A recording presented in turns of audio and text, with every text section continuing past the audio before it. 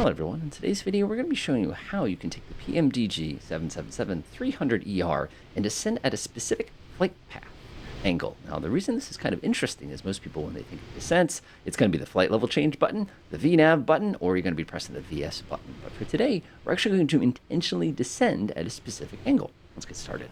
So we're inside this lovely aircraft. We've just begun our descent here. We've crossed Deer Park. We're heading up into Bradley National Airport, which is basically over there-ish. And, we get some instructions, and we'd like to mix things up a little bit as far as our descent options on our automatic pilot. So what I'm going to do is instead of using my VNAV here, I'm going to actually descend at a specific angle. Now, one of the cool things you'll actually observe here is by default, you can see that based on our actual flight path vector, that we're descending at about 2.5 degrees. And you can actually see this is where we're actually going. This is where the nose of the plane is. And of course, you can see our little ladder here. And this is just about on that 2.5 degree point. Now, let's say we want to come in at a steeper angle. So what I'm going to do is I'm going to come over here, and I'm going to go ahead and start by pressing this button up at the top where it says VSFPA. When I do that, it expects an angle instead of a vertical speed.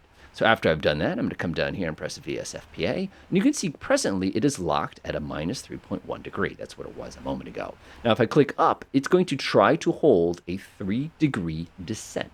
Now, if I look down here, one of the things is going to take a second to settle, as you'll probably see in a moment here.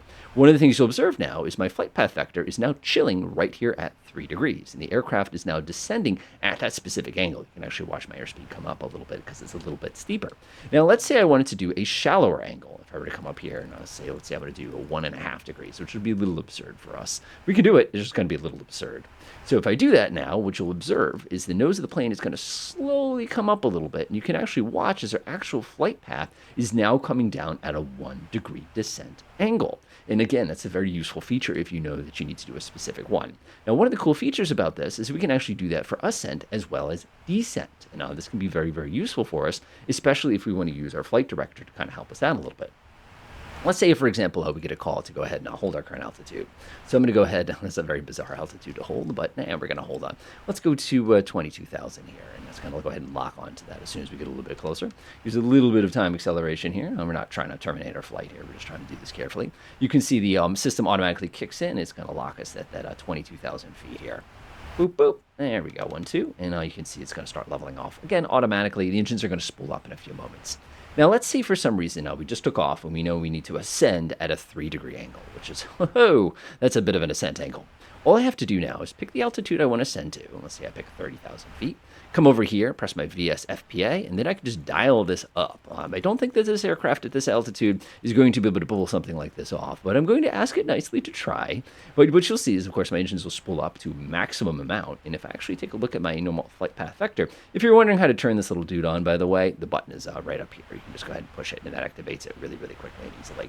And you can see here, we're actually climbing, and we're doing okay. We're basically climbing at 3 degrees. Now, the reason this is so entertaining is, let me go ahead and not press hold altitude here. So it's just going to lock us out at the altitude we're just at.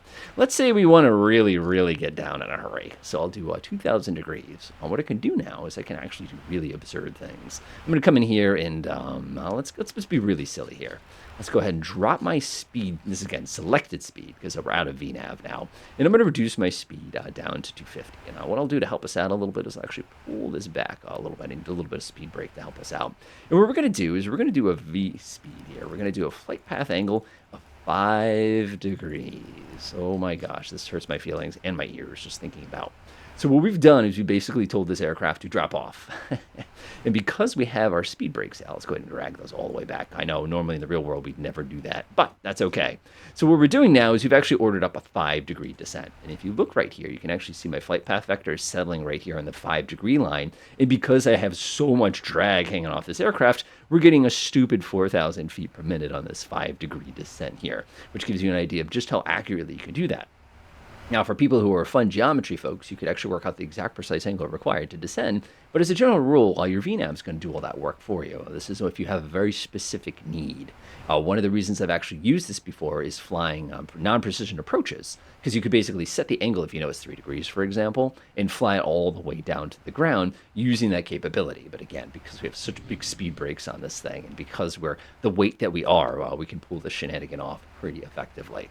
So again, it's a very, very cool little tool. You probably have never pushed that button before, but if you're missing out, it's actually kind of neat. Enjoy.